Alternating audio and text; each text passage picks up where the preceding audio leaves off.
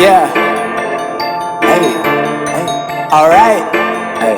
Yeah, I mean. So we about to take off. Hey. Please do remain calm. About to run against it and with a little bit of soul, no times. Welcome to the Please Remain Calm podcast. I'm Ben Gonzalez. And I'm Daniel Gonzalez. Right off the bat here, folks, the opinions expressed here on the Please Remain Calm podcast are our own. They do not reflect the opinions of the Los Angeles Fire Department or the Los Angeles County Department of Health Services. And that's big time on this episode. Yeah, that's big time on this episode. We are not reflecting. Yeah, this is off the record. On the This record, is I the guess. most Yeah, on the record this is episode of Please Remain Calm. I think that you're going to find. Our guest today, actually, before we even get into that, sorry. We've obviously the end of the year, the holidays, and with the Omicron surge going on and stuff like that, we've both been real busy at work. Oh yeah. We caught COVID over the holidays as well. The whole family did. And so life has just kind of taken over, and we haven't been able to be putting out the pod on a weekly basis like we like to. Like to stay consistent with that. I know you guys enjoy the shows as well, and like to keep them coming. And I see you guys out in the field at the hospitals, and we really enjoy doing this for you and putting the podcast out there and coming in here and interviewing great guests like the one we have here today. That can only keep going if you guys keep sharing the podcast with other people. Let your friends know about it. If you enjoy it, the people you work around and work with and have in your life are probably going to enjoy it too. So, really appreciate you guys spreading the word, and I really appreciate all the kind words and comments and DMs that we've been getting, both of us, for our past episodes. In particular, our last was it 2 episodes ago when we talked to Captain Lewis. That got a lot of good feedback. There's a lot of hiring going on right now, guys, and we've been getting a lot of messages from people that have had their interviews, that prepped for them and listened to the episode and took some of Captain Lewis's advice, some of my advice as much as I could give. Into interviewing and stuff like that, and got great scores on their interviews. And so the messages of gratitude that we've been getting, really appreciate those guys. But it just shows that you guys are listening to the podcast and, taking it to heart, and it's getting positive results out there for people that are testing for the department. And that's really what this is all about, is absolutely helping people get exposed to something that they're not usually exposed to, and giving a little bit of a different angle on things than you would normally hear on other firefighter podcasts. But really it's just helping people and totally trying to get people in the position that we're in so they can have a great life. Gives us a chance to be like a real radio show too. People really do win on Please Remain Calm. Exactly. So thank you all for doing that, and please continue sharing. And if you haven't subscribed to the podcast, subscribe on YouTube, subscribe on Spotify or Apple Music, or Apple Podcasts, wherever you listen. Like, subscribe, share it, all that stuff. It helps us grow, and we really appreciate it. Okay, so a lot to cover on today's episode. We have a really, really great guest with us today. Someone who we've just kind of generally been like Instagram buddies for a long time here. There's a ton of different positions that you can have within the fire department, especially with the LA City Fire Department being as big as we are, handling such a large area. But it's always been one of the things that I loved about this career, and especially with the LAFD. I'm a little bit biased because, obviously our dad was a firefighter. And so we grew up kind of entrenched in the LAFD, visiting the fire stations, hearing him talk about all the different issues that were happening back in, late 70s, 80s. Right. But what always kind of grabbed me and held on to me, and was one of the main drivers for like, dude, I want to work for LA City, was the fact that I could literally do anything on this job. I mean, seriously, you want to be a boat pilot, you could, be on a boat. You want to be a diver, you could be a diver. You want to fly a helicopter, you can do that. You want to, help with like peer counseling and stuff. There's groups that do that. There's special duty spots, and one of those really great positions that you can have is a public information officer. And that position in particular is one that I always thought, man, it would be amazing to do that. Our grandfather, and I was starting to tell you before the show started here, our grandfather's a journalist. Pete Moraga, he was the news director of Channel 34 in the 80s. He worked for KNX. He did commentary for NBC, CBS. Yeah, CBS. He's in the Hispanic Journalist Hall of Fame. Legit. And legit. And so he it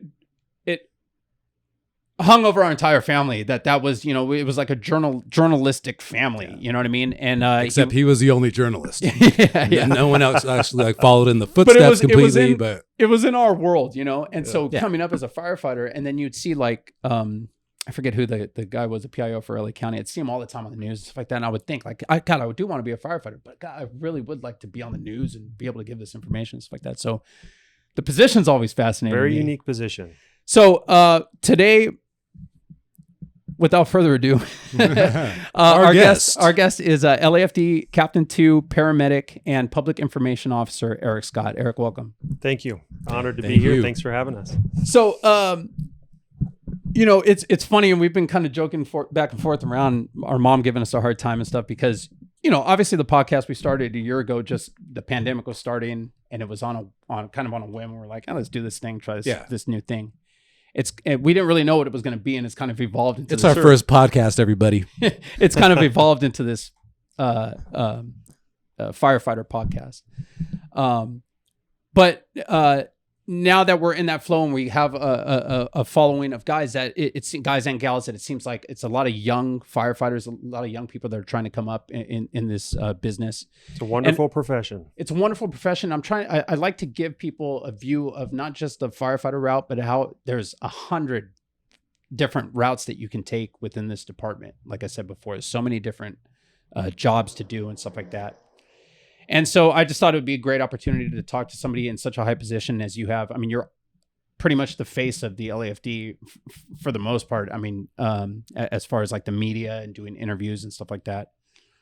And so I just wanted to go through and just take a walk. If you're cool with it, just take a walk from like the very beginning of your journey to where you are right now. And we'll just stroll down the road and hear how all that came to be, and then really dig into what the PIO's office is all about and what the job is lace all up about. my boots for the walk. Yeah, go ahead, man. How did the spark of even becoming a firefighter even start with you?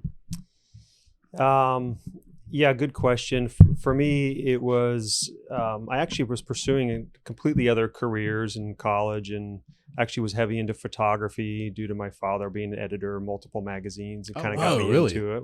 Wow. Yeah. And I dug it, and wrote a business plan early on at age 21 to buy out a studio actually, and was kind of ambitious. And then, long story short, decided it wasn't what I wanted. And I remember distinctly sitting in Simi Valley at a poolside with my buddy, who I'm actually going to see tonight, ironically, 25-year-old friend.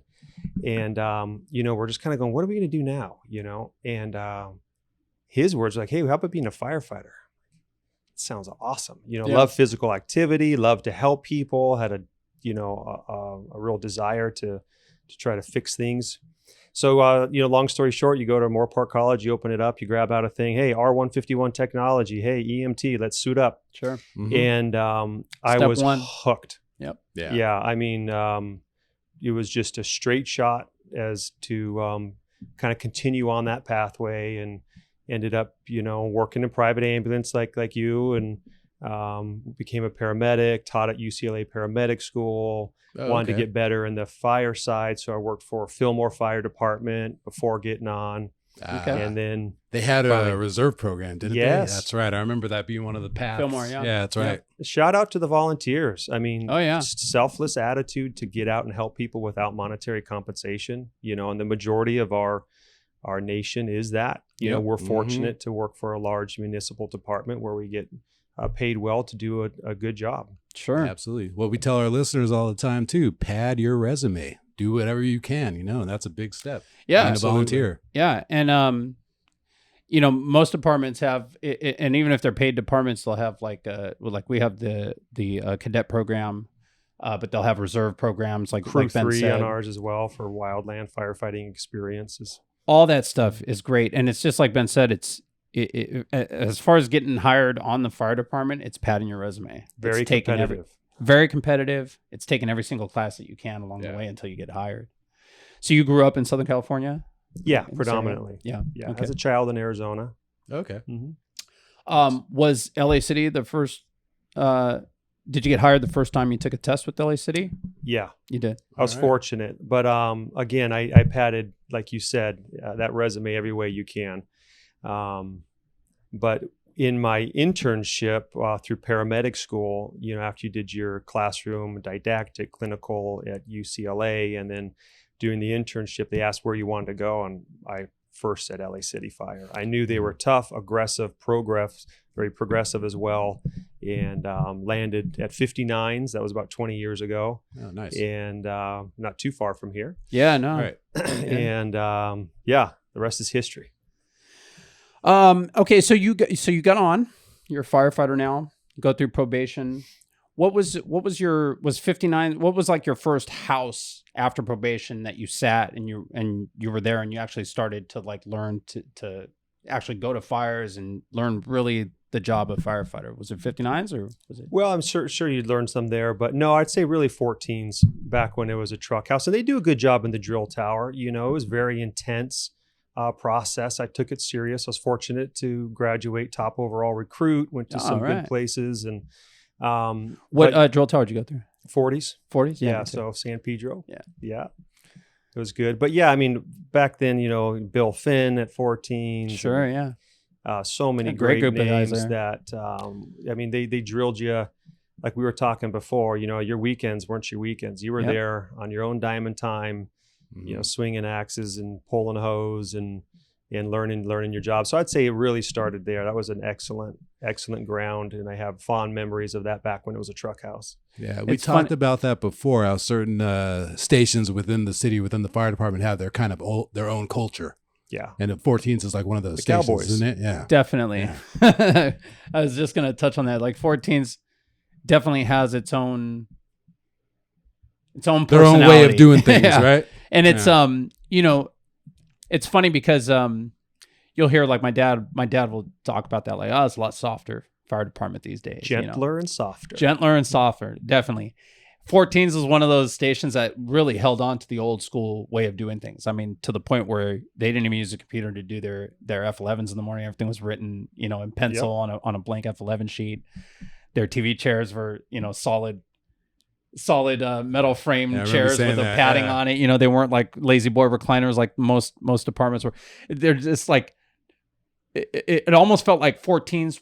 This is a fire station. You're coming here to be a firefighter, and if you're not fighting fire, you're going to learn something about being a firefighter, and you're going to learn how to change the oil in the plug buggy, or you're going to, you know what I mean? Like Bill Finn was one of those guys that you were always working or learning or doing something. There was no place to like chill. No at lollygagging. Yeah. The guys would like sit in chairs on the app floor to watch a little TV to relax, instead of going in the TV room. Like it's that kind of like cowboy fireman's fire station, Country music on. Definitely. How long were you there for? Oh, well, that was my first rookie house. And kept going back to do some. Your introduction to what the a job. first house, man. Oh, yeah. Well, you're at 26 at the beginning. 26s, yeah. There's a lot of iconic places and same battalion back then. 106 stations. There's a lot of diversity. Yeah. True. So you go through probation. You start off at a great house, 14s. You obviously go through probation. You learn different things at different houses. Typically you go for your first house, you go to a truck company. Second house, you go to an engine company. And third house, you go to someplace that has an 800, and you learn the protocols for the BLS ambulance. And then you go and you transfer to a house where that's going to be your house that you're at now. And it's the first time you're not a rookie and you're actually a firefighter. And it's really where you start feeling like you're part of a crew, right? How long were you in that position of just firefighter and you're paramedic as well, before you started thinking of promoting or moving out of that position? And what were you thinking about at that time? Was PIO even on your radar at that point, or can you kind of take us through that decision? Yeah. No, it wasn't. I remember the first time I had what's called a public service officer call me. We had it was a child that got traumatically injured that we called in an air ambulance due to the ETA to a trauma center. Sure. And ended up bringing it in. And I got a phone call at the station and they're asking me all these questions. And they said they were the public service officer. I was like, the hell's that? Pardon my ignorance, but are you like news media or do you work for us? And sure enough, they did. That was, I think, the first time I even heard that something like that was out there. But I had zero aspirations for this position. I really didn't know it existed. Long story short, I ended up having a partial roof collapse on me in a structure fire in North Hollywood, where I sustained significant injuries, had occipital to lumbar. Oh, wow. Basically all squished with bone spurs. My right retina leaks. I had a torn shoulder, a couple surgeries. So as much as I, try to stay healthy and fit as you can, that was a tough pill to swallow when the doctors were saying, hey, you get another knock on the head and you could be rolling yourself around, and they didn't clear me to go back to duty. So How much time did you have on when that happened? Oh, not as much as I wanted. Yeah. And it was a mental hard pill to swallow. Yeah. When that's not what you were, you try to figure out what the heck to do. So I think I ended up I was at brush clearance for a while, and bunch of great people there. Our fire prevention bureau is phenomenal. A lot of great folks. And then somehow I got a call or in touch with Brian Humphrey, and Steve Ruda was the deuce back then in my position. I had a lot of great mentors, by the way: Steve Ruda, Armando Hogan, Rick Godinez, Carlos Calvillo. I know I'm missing a million of them. Brian Humphrey, but a lot of great folks out there. Sure. So anyways, I ended up having to, finally you get your head around it and you suit up and go, what's next? Yeah, right. And I was put into the public service officer position. Okay. Which, if we go over, the whole PIO thing, there's essentially, we'll put them into 3 buckets. Mm-hmm. We deal with incidents, events, and issues. Right. Okay. So if you deal with incidents, that's your public service officer, your PIOs. And so that's Brian Humphrey, Margaret Stewart, Nick Prane currently. Then if you get into events, now that's kind of where you deal with the captain as the PIO, who would go out to an incident that turned big enough into an event that there is news media requesting to do interviews, and the incident commander pulls you in to take this off their plate. Right. And then the third would be issues. So now you're dealing with the community liaison officer, which is historically a battalion chief rank position, currently civilianized for the last 7 years. Okay. And they deal with all the sticky, icky stuff. So, so it was tough. There's a lot of that right now. Going on, yeah. And that always will be the case, and we certainly are dealing with staffing challenges, vaccine mandate challenges, recalls, but the bell's going to go off and the truck and engine and ambulance are going to leave, and we're going to do our job. Right. Yeah. Right. And we're going to suit up and make it happen. And administration's doing as much as they can to make that move forward. So back to the point was, I had to then mentally get your head around what's next.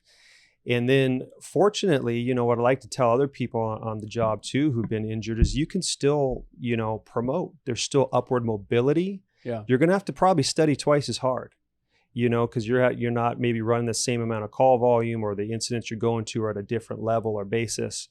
But the beauty of our department is that, like you mentioned on the onset, not only in diversity with sections that you could go to that are unique, but even being injured. Look at Metro Fire Communications, our 911 dispatch center. Ours is very unique in comparison to any across the nation due to our members are sworn. Yeah. Right. So what a great place to land if you're injured. Sure. And we yeah. got we got guys in wheelchairs there. Sure. And but it's been a great ride, and it's a very, very unique position. It's so fascinating to me. I'm glad we're talking about it.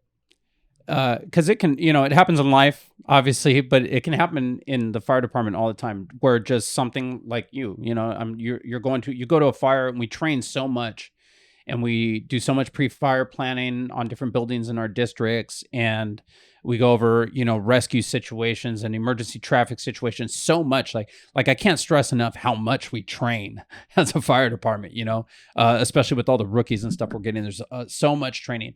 And sometimes all that just doesn't matter. Sometimes stuff just happens. Sometimes the roof, we didn't realize that thing was burning in the attic for, 3 hours before somebody called because it was late at night or whatever. Exactly. You don't realize that stuff. You've been in the building before. Shoot, I know exactly what the layout is and all that stuff. But there are always variables on the fire ground. And And, you know, you can make that same analogy for life, man. You know, you make the best laid plans and, you know, somebody in your family gets sick with COVID, or, you know what I mean? Something happens and it throws everything in a loop. And that's one thing that maturing, you know, and just being a little bit older does, is it kind of, I think it teaches you go through enough stuff where you just learn to just go, okay, hold on, stop, pause for a second. Let's let everything settle, look at where we're at and see what the best route is to take after this. And that can happen with your career too. I mean, just like you said. I mean, everything we do is situational awareness to come up with a risk analysis profile. How much are we going to put on the line? Depends on what's at stake, right? Exactly. But yeah, there is always unforeseen occurrence. You're going to look for signs of failure. You're going to pre-fire plan. You're going to, as you said, determine the timber and how long it's burning and know what's happening. But yeah, I mean, this was, my situation was, well, first off, it's pitch black. That doesn't help when you're on the exterior, you know, at 2 a.m. Sure. But yeah, I mean, walking into there and then having the collapse directly on my head, and then ended up being that my legs went out in front of me. My head got pinned between my knees and everything was on your bottle. Oh my goodness. Man. Couldn't crawl, couldn't move. And I was in top shape then, 6'4", 220, you know, to not be able to get out of that situation is scary, man. It's not something you want to be in. Wow. How long were you pinned? You know, I've been asked that a million times. I couldn't directly tell you. I mean, to begin with, when you get your bell rung that hard and you get a shock of pain from your head to your toes, you know, you're a little disoriented. But you're always trained for, you know, down, missing, trapped firefighters. And so trying to, I knew being a single family dwelling versus a large commercial, you know, I wasn't that far away. It hit my captain as well. I was leading us back in interior, but I was so buried that they didn't know I was under there, but my captain was half. So everybody goes over to him, helps him, pulls him out because you could see that. Sure. Yeah. So And you then yell and you can't quite hear. So then we have our emergency button, right? Yeah. So now I got like T-Rex arms, mind you, because I'm so pinned, I can barely get to my radio. I pull off my glove and I'm going, you know, everything's smoldering and hot and burning. I'm like, last thing I need is really burns. Not that I'm that worried about a burned hand, but now, you know, you're off duty for so long. Sure, so yeah. you couldn't get to your button. But soon enough, you know, minutes later, I don't know how many, but I saw light finally. I saw 4 guys from 89s lifted up a corner, was able to crawl out towards light. I was like, you know, man. you're like, all right, thank God. And I kind of go back into my original task and go, hey, let's go interior. And they go, dude, come with me, strip down, you know, head to toe assessment, you know, take your breather off, go to a trauma center. Yeah. Yeah. Wow. And just another aspect of why it's so great to be in a department that's as big and has as many resources as LAFD does, because there's another engine coming, another crew. That was something like that happens. You know what? All you guys come out. Let's reassess. Let's see if anyone's hurt and everything. And there's another crew waiting right there. Yeah, and staging to come in huge and take props over. to 89s and 7s there. I mean, they just the instantaneous of taking care of an injured member is such a beautiful reflex. And yeah, it's awesome. The other beautiful thing, I think, when somebody gets injured is how the department comes together to help each other, and families and stuff like that. That's another great thing that over the years I've seen a handful of times with guys that have gotten injured or killed on duty, or different things off duty. But it's always something that really like brings a smile to my face to see how not only LAFD, but just like the fire department community as a whole, different cities, different departments all across the nation come together to like support guys that are injured. Absolutely. Kind of take me through, if you can. So what was it like getting, did you have to take any new classes or anything like that to be a part of this, like to become a PSO and get into like being a PIO? Was there communications and stuff that you had to take or certifications you had to do? Or was it just, going and right along and mirroring and learning kind of as you go on the job? Well, I started off, kind of getting into my feet into it after the injury. And so they liked what I was doing for them, and they kind of kept you moving at it. When I made Captain 1, I remember talking to Chief of Staff and the CLO, and they asked me, hey, what do you think about coming up to headquarters to be the PIO? I said, I'm honored, I'm humbled, thank you. But I'd like to diversify, I wanted to maybe do something else. And they go, all right, all right. And then about 2 weeks later, you're kind of voluntold in a nice way, and they sweeten the pot, and they got, they're talking to you. And so sure enough, ended back there, and then promoted to 2 from there as well. But as far as classes, there's an abundance. S203 for anybody out there looking to get into the PIO world, who is already on the fire department. That's through CICCS and National Wildland. It's a 5-day course, but allows you to open up a task book to then also get put into the IROC system, which used to be Ross, and therefore allow you to get deployed to large scale or prolonged incidents. Okay. So that's why I go to Northern California and help them and whatever on the PIO front. So that certainly helps. But also FEMA offers a lot online of PIO specific classes. L952 is an all hazards great class.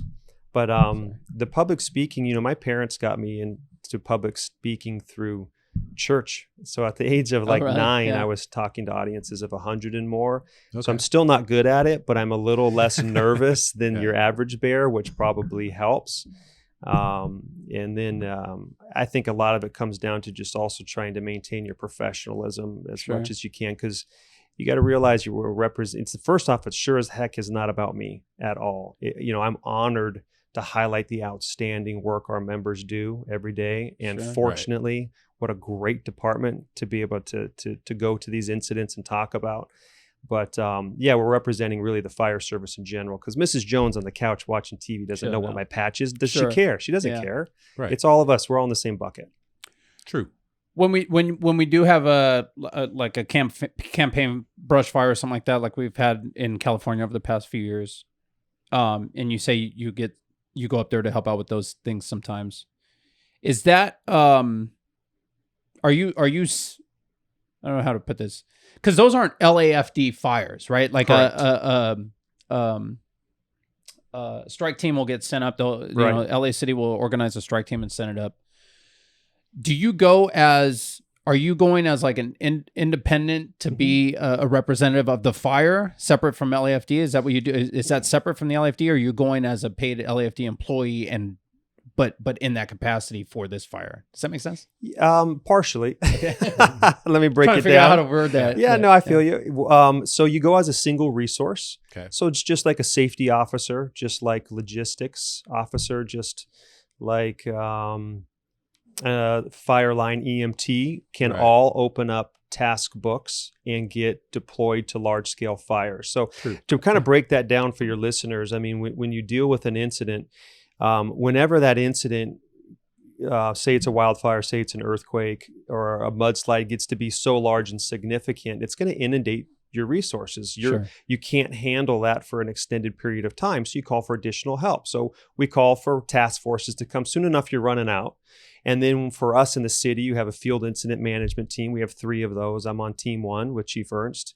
And that would be deployed. Now you got your big command staff, right? Those are 3. You got incident PIO liaison, and then you got all your general staff. You got finance, logistics, ops, and plans. Right. So you got that team, but soon enough, it could be so big that team needs to get other help, and you get CAL FIRE.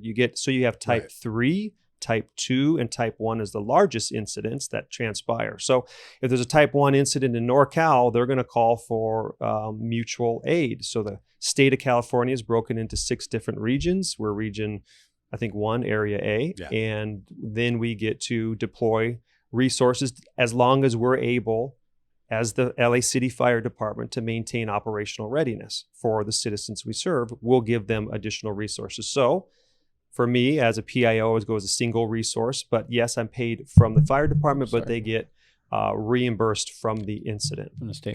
So it's a LAFD deployment. Yeah. Okay. Yeah. It works the same way as fire line medic. Okay. 100%. Yeah. Okay. Basically, it's just you can use your LA county credentials anywhere in the state. Yeah. So same kind of thing. All right. Cool. So the PIO, PSO, that bucket that you mentioned earlier, those are normally like who we see making comments in the newspaper, press. That's who's kind of they're just kind of like always available 24 hours a day.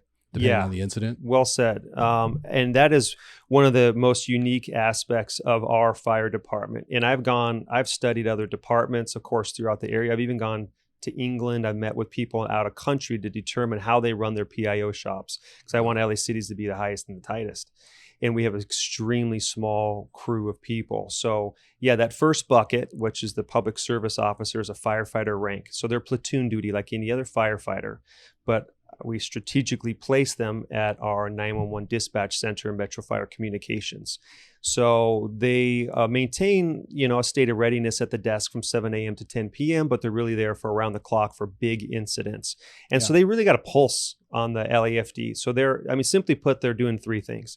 They're analyzing all the calls that are coming in off the CAD, off the radio, off the TV. They're analyzing everything. And then they're gathering, analyzing, and eventually disseminating it. So we run about 1,350 emergency incidents every day in LA City. Maybe a handful of those reach the criteria of which are large enough or significant enough to alert on. And like you said, Ben, then that would go out on social media, on @LAFD for breaking news incidents. And then we also use other, like LAFD Talk for conversation. And we're also on all platforms, including Instagram, Reddit, Facebook. Yeah. And so the PSOs take care of all of that basically. And we've been up there a couple times. Captain Bassman is a friend of mine. Yeah. And Amy's phenomenal. She's amazing. Yeah. Shout out to Amy. I know she listens to the podcast too. But one time we took a visit, as a station down to Metro. Oh, yeah, Metro's impressive, man. Yeah, it's especially now. I mean, old Metro was OCD. impressive. OCD. Way back when I was a rookie and went down there, it was kind of like, oh wow, this 4 is amazing. stories underground at City Hall East. It was definitely a cave down there. Yeah. And then they rebuilt, Fire Station 4 and added Metro Fire Communications. February there. 2012, I think. And we had to remember to call it MFC or Metro instead of OCD, which took a little bit, a little while to do. I still call it OCD every once in a while. Yeah. But it was really amazing to me to see her office in there, and it's literally like a wall of screens. Yeah, where looks they like follow. CSI. It is kind of, man. Yeah, it really is. And they have all the hashtags that they're following for all the different social medias and stuff like that. So anything that's posted with the hashtag LAFD, hashtag, LA Fire, stuff like that, they come up. So like, if you're Joe Blend, for you younger people out there too, this isn't really something that I had to worry about getting hired on the job. Was social media, it just didn't exist before. Be careful. You could just not put the people that didn't like you, as references, and nobody would ever know about the dorky stuff that you've done with friends or while out at the club or something like that. So nowadays, everybody has a phone. Everybody takes 100 pictures a night. It gets posted on every social media platform and stuff like that. So just keep in mind that if you're young on the job and you're out and you have to be cognizant of how you're representing yourself to the public these days. If not just for your own personal, wanting to look good in other people's eyes, there is a captain sitting there watching everything that's being posted. If it's anything to do with fire, you hashtag it with something because it's something goofy that's happening with your buddies from the fire station or something like that has drinking involved or this or that. You might get a phone call from somebody going, "Hey, what's up with this post?" And it's I talk to my firefighters, and it's not our intent to be a social media police, nor do we do that. However, as you mentioned, it's monitored. And bureau commanders want to know what's going on. And so basically it goes all the way up and goes all the way back down to you. So before it comes back to you, it's gone up pretty high. But back to the PSO position, I always had said, I think it's the farthest reaching position at the rank of firefighter. Most other departments do not allow that rank to be a spokesperson for the entire department. Very, very unique. We're fortunate that we got, some solid folks, Brian Humphrey, Margaret Stewart, Nick Prang in there. And we've had some heavy hitters in the past that have promoted. I'll tell you a real quick, funny Margaret Stewart story. She was a rookie at 63s. And Margaret's awesome, but she was a pilot, a Black Hawk pilot in the military beforehand. So we went to go visit. Wow. We went air ops. We went to do a brush drill, and air ops came and flew down and landed right there. And we're chatting with them, like, "You guys want to go for a ride?" And it was kind of the talk of the department. We had this rookie that's this Black Hawk pilot, and they go, "Hey, you want to fly?" They let her jump up there, man. She took the controls and took off in this helicopter. And Amazing. Flew I us love around, it. flew us around the hills and stuff. But yeah, she's awesome. Yeah, for sure. Okay, so Oh yeah. go ahead. Have you had to make one of those social media phone calls to a firefighter? I have. Ah. Yeah, but my approach is just sometimes educating our folks. That's all it is. Sometimes we get some of our folks that will like, try to block the news media from coming in or flash a light in a camera or do those things. And Okay.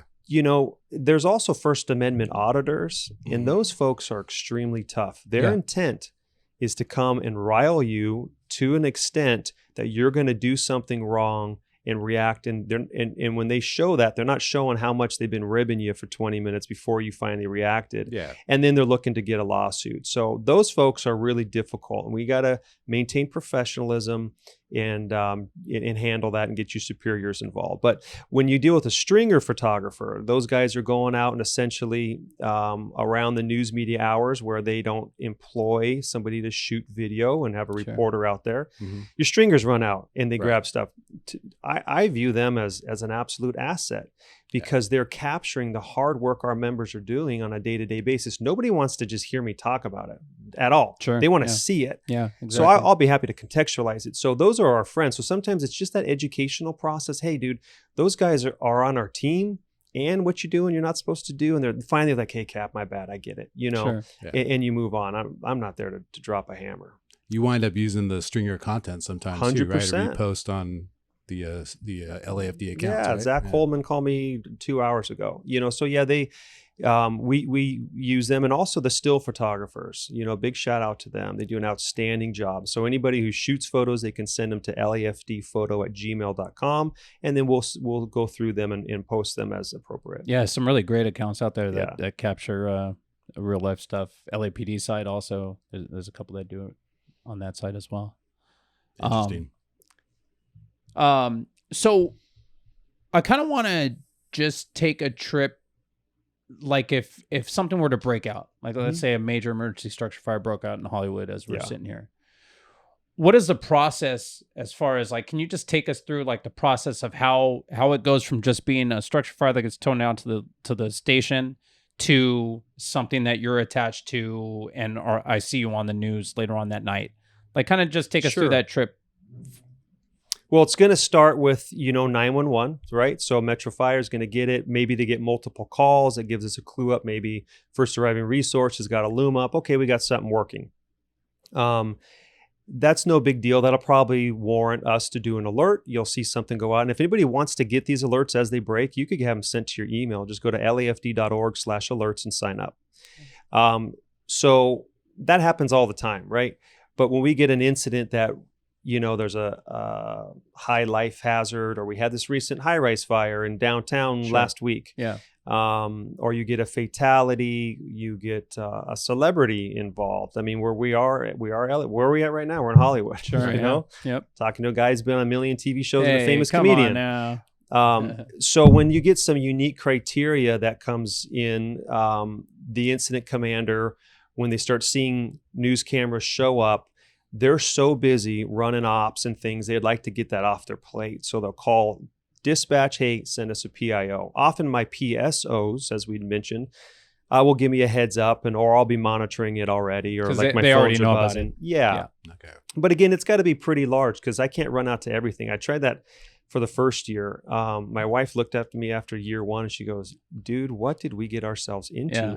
There is zero off switch, and it's the second largest news media market in the nation. Yeah. And your first in district now went to the entire city. So it's challenging. So anyways, so once they call me, okay, I suit up and I'm going there. What am I doing? I'm really looking at some of the alerts too. I'm going, hey, okay, I want to know before I get on scene, I'm already going to know what time it happened, what the address is, what community that serves, and what the basic size up is. So when I pop out, I get on scene, find out where the command post, get around to the back of my rig, usually just throw on a brush coat and a helmet. Unless it's a surround and drown, I'm going to be walking through a lot of water, I'll throw on my full turnouts, cruise up to the command post, say hi to the news media on the way. They usually see me. We know each other. Sure. I'll be back. I go to the IC, check in, then do a hot lap around the building, see what we're looking at, try to find out who got fire attack, talk to the captain. What was it like when you got on scene? What did we see? And then I, pretty quickly put that together. And then off and on, I'm just going to go hurdle everybody. Hey, can we do this all at once? Line up all the cameras, get them something in the visual in the background, but Sure. out of the way. And then you start from the top. At this time we arrived to this block and we had this type of building. It was showing this and this. And then I really the one thing I do different is try to find out challenges or things we've overcome. I want the public to know how great our members are and what Sure, they're yeah. overcoming, because the media is they kind of get their flies to a fire and they're like, oh, acreage and containment and everything's been burned and it's destruction. Well, Right. did you know we saved this? Yeah. Did you know that we overcame these electrical high power lines that happened in the back? Did you know we rescued somebody out of that window? Sure. Yeah. Right. And those negative things seem to sell a little bit more these days, that outrage and unfortunate? stuff like that. Yeah. That's what, now I remember what I was going to touch on. We were, talking about instigators and First Amendment auditors and stuff. That's like the culture we live in now. Yeah. Absolutely. that outrage culture, and those are the things that go viral. Mm-hmm. You know what I mean? So especially in Venice, Yeah. we get that all the time. Yeah. There's always, every single incident you run on the boardwalk, there's somebody with their phone right in your face. Yeah. And when I say right in your face, I mean they'll be right here. Hey, dude, can you please just not? Yeah. Well, what? I can do this. I can do this as a newsworthy. Okay, but step back 5 feet, please. Yeah. That sort of thing. It's literally happens every call. But yeah, it's interesting that you brought up finding stuff, because I was going to ask you that too. Do you take into an account, I don't want to say the entertainment aspect of it, but the news, obviously they want to have a good visual of the fire. Sure. If it's a fire, as they're doing it. So you take that stuff into account too. 100%. Yeah. I'd help them do their job because they help us. Yeah. So definitely. I'll go in and I'll take video and I'll send it to them. Hey, here's your B-roll. Or I'll get beyond the fire line tape if it's not closed off for Sure. PD purposes, Mhm. and get that. Or if they're, if it's a Slows and News Media Day and an editor gives a reporter this story throughout the day, they're kind of stuck. How do you continue to make this happening? Or, at a brush fire, you're on day 20, there's barely even smoke. That's not that sexy. How Right, are you going to, how are you going to be able to show what's happening? So I'll take them through and I'll say, hey, look at these, see all these tarps? We're not just cutting holes and breaking down doors. We're trying to protect the owner's belongings from damage, and we want to get them up and running as soon as possible. Show that. Oh, hey, great. I'll go in there. Right. And, hey, put a helmet on. Watch out for this, structural instability, and make them comfortable. But absolutely, we should show them, the unique stuff our members do. So you really have to take like a journalistic approach to it, and you're Yeah. kind of like the first reporter giving the scoop to like the rest of the reporters. In ways. Yeah, that's true. So that being said, you go out on, heavy incidents and, large fires, large scale events, but do you also have to kind of keep an eye out for cute stuff, for lack of a better term? Who doesn't mouth to love mouth pets to a and cat? dogs? Yeah, Yeah. you know what I mean? You rescued a dog, like, Yeah. No, 100%, what is it? Children, critters, things like that. So certainly, yeah, we occasionally still get a cat, in floorboards or whatever, and that gets a lot of media. So yeah, we'll look for those things out, and I call it selling soap. Hey, what can we sell soap on? And talk to the chiefs out there if I'm not on scene. Say, hey, give me a visual and give me a couple sentences and give that to the PSOs. Let them start to share that and highlight some of the different stuff. I want to talk about, obviously, last year, or over a year ago now, the Boyd Street incident happened downtown. Yeah. On an incident like that where, sorry, man. On an incident like that where you have firefighters injured. Yeah. How does your job change in that? Because now you have the incident that is still going on, still burning. You had this thing that happened, but the incident's still burning. There's obviously still buildings to each side that are in danger and stuff like that. So there's still stuff that has to be done on scene. But then you have all these guys that were injured and sent over to the hospital. How does that change the dynamic of what you guys do on scene? Well, to begin with, shout out to Nines and all members. Definitely. Love those guys, hardest workers out there who maintain a positive attitude day in and day out as, arguably the nation's busiest fire station. That was a very difficult incident. I was at home when it broke. I got a phone call by a frantic person, and my phone wouldn't stop ringing. And they go, "Hey, you need to get on scene now. Explosions, maybe a dozen injured." It wasn't like, "Hey, Cap, can you respond?" It was like, "This is legit. Suit up and go." And I could just tell by the tone. And then I'm seeing my phones blowing up from off-duty guys at nines, from news anchors ringing. Yeah. And I'm just trying to get situational awareness, crank on the radios, hit the TAC channel. I'm really listening to Command 11 to get some inside baseball from ops, and get on scene. And you could just see the tone of everyone. And first off, 2 blocks out, 3 blocks out, it's blocked off. Like, since when do you block off with yellow fire line tape 3 blocks out in all directions? And as you look on the ground, there's canisters blowing up everywhere. 3 blocks out, all over, and gets more and more dense as you get closer to the incident. And then you get on scene and you got a truck that's burned. You got helmets on the ground melted. You have turnouts that are charred. And I'm talking to IC and ops, and you could just see in their countenance how severe this is. And we're just trying to wrap your head around what happened. Of course, is everybody accounted for? Do we have everybody? Is everybody out? Did anybody die?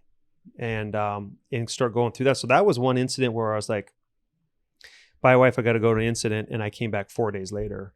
Yeah. Because it's national news. And there was a huge visual, because they captured this 30-foot, 60-foot torch coming out, seeing our members descend an aerial ladder through that as it intensified is beyond words. Yeah. On a personal note, I got so tired of seeing that video and being asked by the news media to talk about it. I'm just thinking of your guys. That was very challenging, but without a doubt, the news media has got to see some of the unique challenges of our profession. When you have, in that incident in particular, I know that there were different videos and stuff from body worn cameras that guys had. Are you part of the process? Because were any of those released to the media, or is that something that is discussed? Are you in the loop with that when something like that is found, like a video or something like that, on what exactly is released to the media? So we're not going to release that. And, our policies currently, we're not supposed to be wearing those. But there's some instances where things transpire. So some of our members did have body cams. And where that really comes into play is really like the significant incident reports that take place afterwards. I mean, we had ATF came out to investigate causes on this. So you really have to go through eventually all the security cam footage inside and outside.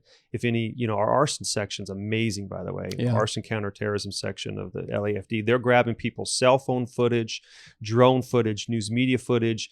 They're laying it down to the audio that was dispatched in TAC channels and lining it up perfectly. So that content of body cam footage, particularly ascending the aerial and being on the roof and descending, came in helpful for the investigation. But will we release that? No.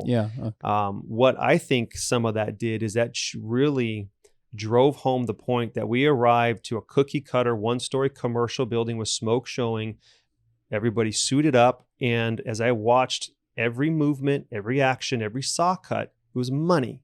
They did an excellent, excellent job, interior and on the roof. There was no anticipation of such extreme fire behavior to shortly there follow, because there also was not placarding exterior to give us the early warning and heads up of the illegal large quantity of hazardous materials that exploded inside. It's we've done a couple of episodes on Boyd Street and interviewed a couple of the guys that were there. And just like you said, there was no warning. I mean, we watched some of the videos there, and just like you said, bread and butter, literally. And I was assigned words. I was assigned to nines for 3 years, and it was just a bread and butter nines. You cut the rolling steel, go in the maves, bread and butter, and from 1 second to the next. I would imagine, and I don't know if this has been discussed at all, but I would imagine that like a and you did touch on it, that a body cam or a helmet cam video. God, I'm sorry. I keep touching this microphone. Would be helpful in investigations afterwards. So I guess I was going to ask is there any talk about that after the Boyd Street incident, and knowing that was such a big investigation, and those body worn camera images were helpful with the investigation. Do you know if that's something that the department might look into, actually doing like department body cams or anything? Was there any talk about that afterwards? Ever since cameras came out, that's been a constant discussion, and that's going to be above my pay grade. But yes, that is being discussed, and there are some potential benefits, but there's also some downsides to that. And then once you open Pandora's box, there could be a lot of challenges. Well, who's showing what, and what are they showing? That's true. That's very true. Public perception cannot be emphasized. Public perception is key in maintaining professionalism and things. So again, I think that's something they look at. It certainly did help tell the Boyd Street story. Yeah, in my opinion. Sure. Covering my badge. Where do you go from here? You're the Captain 2 in the PIO's position. It's something that obviously you get better at, and you get better at organizing the way you do your job over time and stuff like that. Do you have any plans to further your career with the LAFD? Is this the position that you're happy with doing? I ask myself that a lot. Last BC's exam, I was asked why I didn't do it, and I just wasn't ready. I didn't want to. It takes our promotional process, as you know, takes a lot out of you. That means it takes time out of family. And I really kind of tried to hone in this as trying to be a subject matter expert. I'm not there yet, but I'm trying. And there was a lot of areas that could be improved, and I was able to implement a lot of new things, and even different pilot programs, and trying to really engage additional guys for nights and weekends to do PIO work, and to really dig into fire commission stories and how we could tell what the great job our members did and show that, create on-scene videos and show that, working with documentary, trying to do a documentary on the fire department for 2.5 years to tell the LAFD story that maintains the professionalism and doesn't dilute the brand. There's so many ways that we can show the folks what an amazing job we have. So I'm not done yet. Yeah. But I'm cracking the books at BC. I opened them recently. Went and talked to Kyrie Brown at 37s last week, just to kind of see what's out there. I'm not sure where I want to go. Chief of staff would be an amazing job. Yeah. I think having a sworn CLO position would be unique. Our current acting CLO, Cheryl Gratiza, is phenomenal, by the way, and her predecessor, Peter Sanders, is great. I think we need to get more boots on the ground in this spot, so we're not just reacting, we could be proactive to messaging. So if something like that opens up, and like, for instance, the CLO gets sworn again, that might be interesting. So we'll see. Cool, man. Right. Yeah. See, the little opening for you to be a PIO, maybe. Yeah. Bring it. We'll talk later. Hey, bud. Well, I'll get you into S203 to begin with. Yeah, that's right. true. And I gotta say, like, for great. the listeners listening to this episode, you're hearing like a real PIO. When you were recounting the whole Boyd Street incident, like, this guy, he gathered the information. On the news? Like, he knows how to tell the story, man. All right. Okay, well, we're kind of running out of time here. I was wondering, since you said the PSO or whoever's on duty is kind of running all the LAFD handles at LAFD on all your social media, is there like a process to what you guys decide to post? Are they on their own? Whoever's on duty gets to post what they think is, fit for social media, or how does that go? Yeah, it'd be dangerous. Well, first off, key people, key places, right? We try to put people in there level-headed. And we give them parameters, and they learn from their predecessors. And, if they have a question, they call me as their supervisor. I also have, David Ortiz, by the way, who's my right-hand man. I can't do what I do without that guy. And he handles all Spanish news media too, is phenomenal. But yeah, so we give them parameters of things to do, and they know what incidents would reach the criteria and how to alert. And really, we do three things to gain a fourth. You got to be timely, accurate, and consistent to get credibility. So you have to be timely, so that otherwise it's not relevant. You have to be accurate, and that is 100% paramount.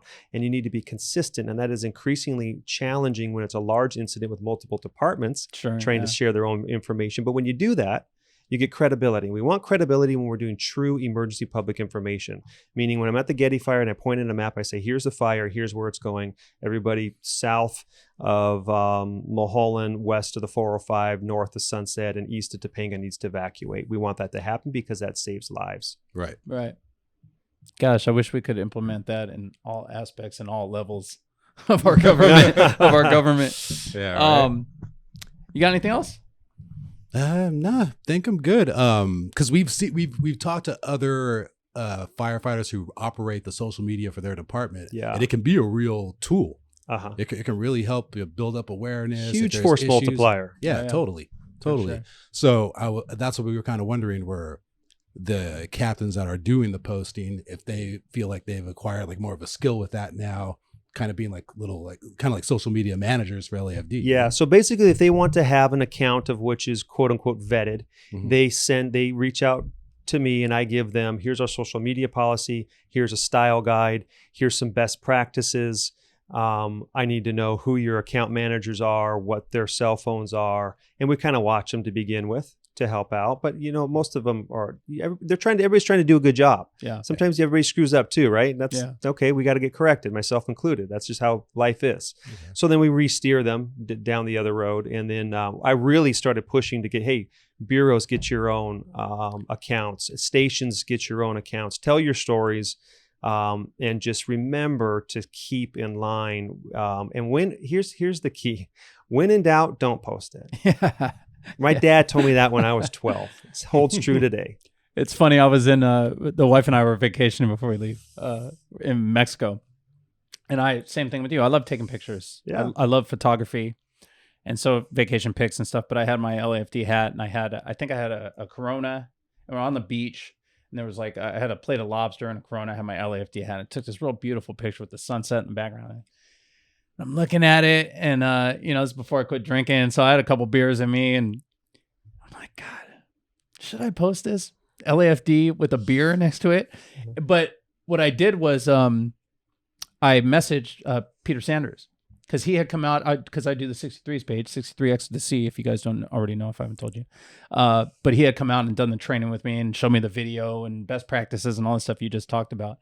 But I just messaged him. I go, hey, man, do you think it's cool to post this? And send it to him. And he goes, nope. Yeah, he showed me that. I remember that photo. Well, the other thing is, too, is like, well, what are we trying to say? Exactly. Because there's a lot of cool things out there. Exactly. That a normal person would be totally appropriate. It's cool. Share it. But, is it have a potential to bring negative light? And we got to remember, unfortunately, not everybody is looking at our postings and in a positive manner. Some are trying to find a problem. Oh yeah, exactly. So when we're dealing with that, that's where we err on the side of caution. But best way to go. Erik, that was a great interview, man. Thank you so much for coming down and doing this for us. Do you want to just list like the LAFD's social media handles and stuff, so if people want to, or the ones that you feel are important, that way people can follow if they want to follow, and your personal too, if you'd like? Yeah, so let's start at the top. LAFD Chief is going to be for Twitter, and then you got LAFD for breaking news, LAFD Talk for conversation. I'm PIO Erik Scott. That's ERIK Scott. These are all Twitter handles? Yeah, okay. and often subsequent, we try to keep it the same for IG. Okay. Instagram and Facebook is the full Los Angeles Fire Departments, which we had to go to, especially when we changed it from profile to a page back in the day. Yeah, right. But yeah, even Reddit we have out there, YouTube, and we have multiple playlists. So I have probably 102 videos of on-scene incidents under a playlist. I think of public information updates on YouTube. So everything is out there. And we try to tell the story. We'd love for you to jump on. We'd love for your support. Please let us know how we can improve. We're always looking to be better. And humbled to be here, guys. Thank you very much. Thank you. Appreciate it. Even a Reddit. Yeah, man. What Who do you knew, know? Right? The front Watch page. out. Yeah. LAFD Hey, you Redactors. guys can follow me at DannyGonzo34 on Instagram and Twitter.